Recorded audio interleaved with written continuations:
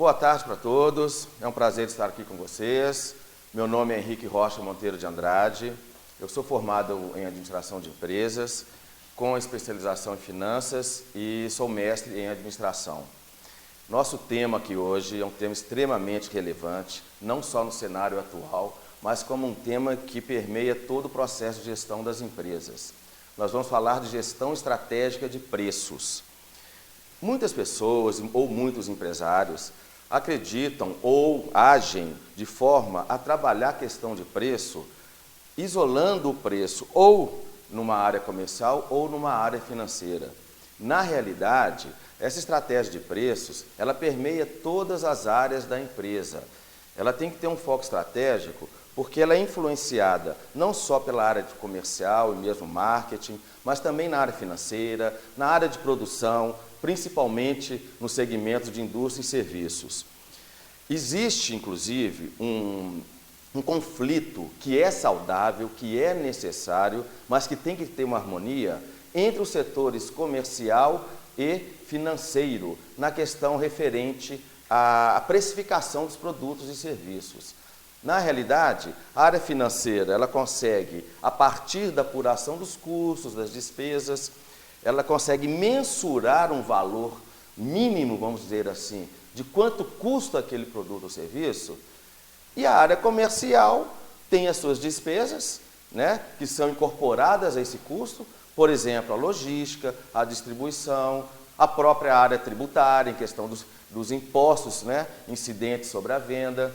Então, esses aspectos todos influenciam o preço final e, consequentemente, o retorno de lucro ou de margem que esse produto proporciona. Então, a grande questão é a seguinte: como tornar o preço uma ferramenta estratégica? Esse é o desafio.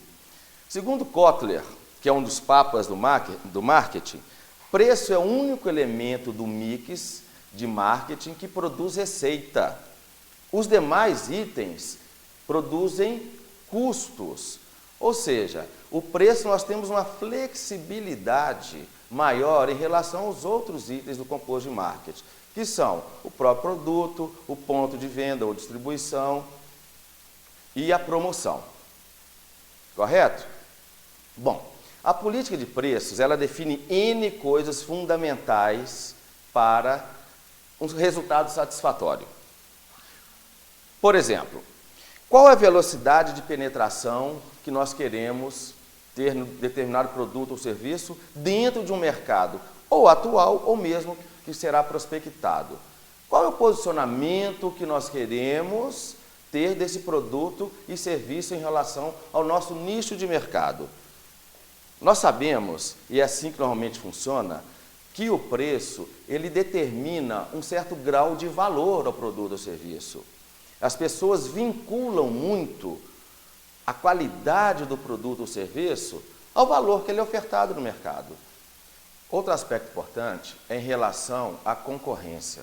Como nós vamos nos posicionar em relação à concorrência? O preço é um dos fatores que determinam isso. Outro aspecto que é fundamental também nessa política de vendas é a gente conseguir identificar qual que é a margem de contribuição de cada produto ou serviço. Nós sabemos que o que determina preço, na maioria dos casos, é o próprio mercado, principalmente o concorrente. E aí, partindo desse princípio, como nós vamos calcular ou apurar essa margem de contribuição? A margem de contribuição é um valor deduzido do preço de venda. Quando a gente deduz do preço de venda, os gastos variáveis, custos e despesas. Ou seja, são aqueles gastos que vão incidir sempre que nós produzimos ou vendermos. Qual que é o papel da margem de contribuição? Ela está exatamente sendo apurada para nós identificarmos quanto que cada produto ou serviço gera de contribuição para ajudar a pagar os gastos fixos e, principalmente, proporcionar o lucro da empresa. Então, se a gente partir do princípio, dentro daquela visão, que o preço de venda sofre uma pressão de mercado, ou seja, nós temos que trabalhar com um preço muito próximo, a não ser que a gente consiga agregar diferenciais ou valores percebidos para o cliente, isso nós vamos tratar daqui a pouco, mas partindo do princípio que na maioria dos segmentos o preço quem determina é o mercado concorrente e é uma questão externa à empresa, para nós termos uma boa margem de contribuição, nós precisamos então de ter um custo e uma despesa compatível com esse preço praticado pelo mercado. Se nós tivermos um custo ou despesa muito alto para produzir ou mesmo comercializar nossos produtos e serviços e quisermos repassar esse custo ou despesa mais alto para o mercado, na maioria das vezes o mercado não absorve. O cliente não está disposto a pagar um valor a mais se ele não perceber esse diferencial.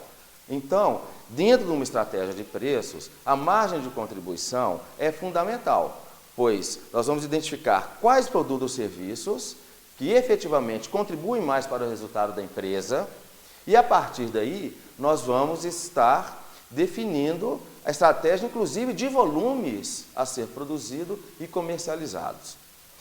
Não podemos também deixar de falar, quando a gente fala de estratégia está vinculada a resultados, né, de médio e longo prazo, do retorno que a empresa pretende que cada produto ou serviço proporcione à empresa. Ou seja, qual que é a rentabilidade que a empresa deseja? Um dos principais focos estratégicos de qualquer empresa é exatamente a remuneração do capital investido, ou seja, a rentabilidade desejada pelo empresário. E nesse contexto, a política de preços pode auxiliar muito, quando nós alinharmos com o último conceito trabalhado da margem de contribuição. Então, se o foco é gerar resultado, nós temos que ter um objetivo maior, um dos principais objetivos é justamente essa rentabilidade, e aí essa margem estará sendo direcionada para gerar essa rentabilidade desejada. Bom, dentro de uma sequência, uma estratégia de precificação, nós vamos trabalhar 4 tópicos, ou 4 passos. O primeiro é exatamente definir quais são os objetivos da empresa. A empresa tem objetivos macro, como um todo, e aí nós temos que alinhar os objetivos da empresa com os objetivos da estratégia de precificação. Esse é o primeiro passo. O segundo, nós vamos estar apurando custos e despesas de produção e comercialização, exatamente sobre o que nós já comentamos anteriormente. Depois nós temos que identificar a demanda, algumas variáveis referentes à demanda desse produto ou serviço. Não adianta nós termos uma boa margem, um bom produto, se o mercado não está disposto a adquiri-lo. Então, a demanda é fundamental nessa estratégia de preço. E, por último, complementando esses outros 3 fatores, identificar quais são as percepções de valor para o cliente. Ok? Então, nós vamos começar primeiro com os objetivos da empresa. São vários objetivos, eu vou exemplificar aqui alguns. Especificamente sobre os resultados ou indicadores financeiros. Então, os principais, que são globais, são a lucratividade, a rentabilidade. Vale aqui diferenciar o que é lucratividade e o que é rentabilidade. Lucratividade é a relação de resultado líquido ou lucro líquido sobre as vendas. Ou seja, nós vamos identificar se a empresa tem uma eficiência operacional, né, no que diz respeito à receita de venda dos custos da operação e quanto que está sobrando dessa operação. Isso chama-se lucratividade. Já a rentabilidade, que foi comentado anteriormente, é o próprio lucro que vai ser apurado, né, em cada mês, ou cada semestre, ou cada ano, sobre o valor do capital, tá? Normalmente em cima do patrimônio líquido. Então, são objetivos financeiros. Objetivos mercadológicos, um dos principais. Qual que é o posicionamento da marca ou do produto que a empresa pretende ter no mercado? Não estamos falando de market share, estamos falando de posicionamento na mente do cliente. E uma outra estratégia interessante de mercado também diz respeito à liderança de mercado. Se a empresa pretende ser líder, como que nós vamos trabalhar os preços? Então, ela tem que estar alinhando essas questões. Falando especificamente dos objetivos da precificação, que vão permitir chegar ou facilitar chegar nesses objetivos maiores da empresa, nós temos a liderança em custos, que não deixa de ser um foco estratégico. A empresa quer ter uma eficiência maior e conseguir ter uma produtividade maior e, consequentemente, um custo menor. Tem momentos, ou pode ser também até uma estratégia né, de médio prazo, inclusive no cenário atual tem muitas empresas que estão atuando dessa forma, que seria estratégia de sobrevivência. Ela se manter para diminuir o risco, mas sem muito foco em crescimento. E também se posicionar como indicador de qualidade dos produtos e serviços. Vamos lá. Custos e despesas, nós já falamos aqui, nós temos que definir um método de custo ou despesa.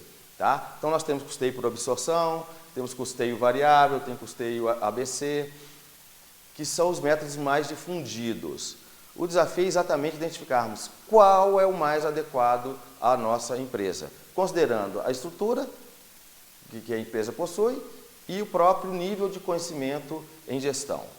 Segundo, seria identificar as despesas de comercialização e logística. Essas despesas têm um peso muito grande. É muito comum nós vemos empresas que conseguem ter uma política de vendas interessante em determinado mercado.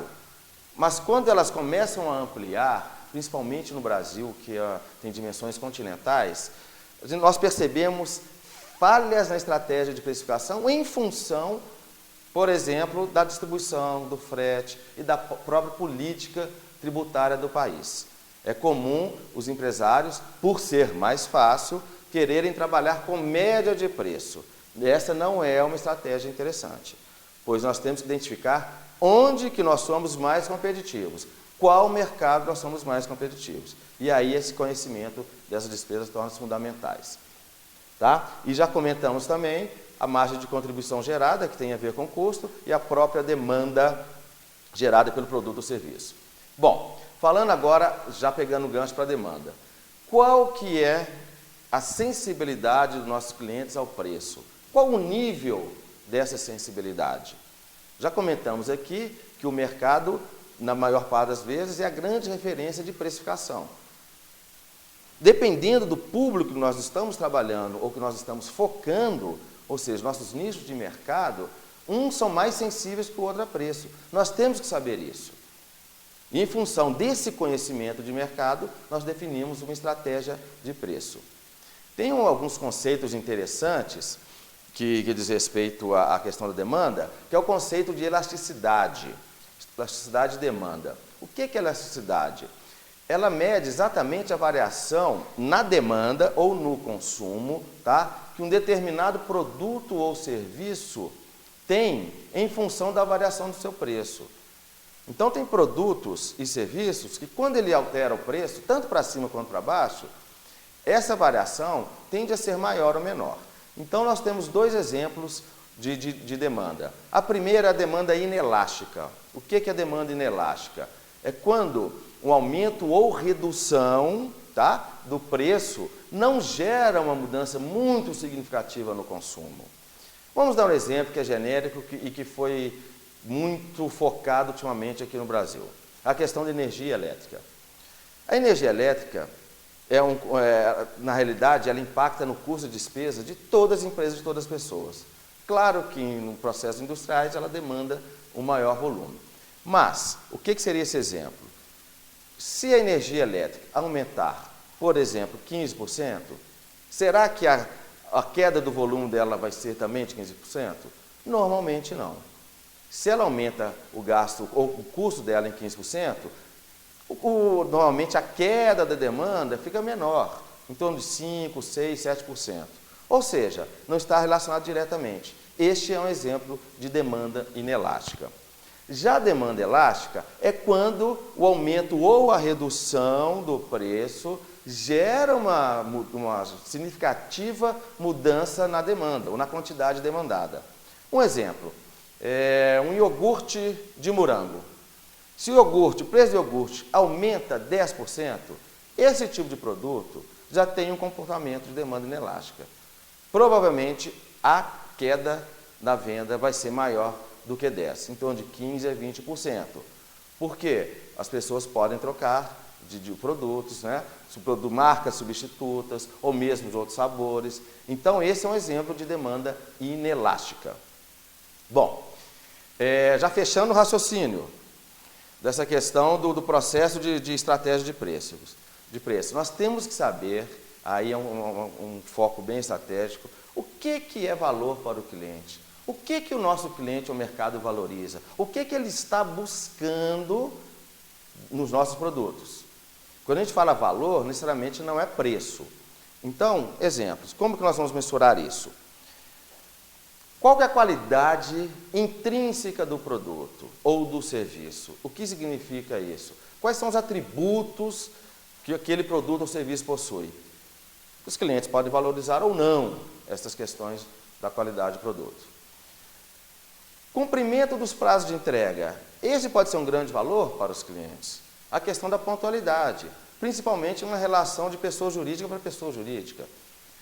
Então, a questão dessa entrega, do cumprimento dos prazos, muitas vezes é bem valorizada. O atendimento, né, já tem vários estudos que ilustram isso, que o atendimento é um dos principais fatores de sucesso das vendas, se não for o principal. Então, o atendimento também é muito valorizado para o cliente. E a questão da rapidez ou a prontidão nas respostas quando a empresa é solicitada. As pessoas querem que a empresa se empenhe em dar soluções e respostas mais rápidas às suas ou seus questionamentos. E como que a gente apura isso? Como que a gente calcula o valor percebido para o cliente? É uma relação de benefício-custo.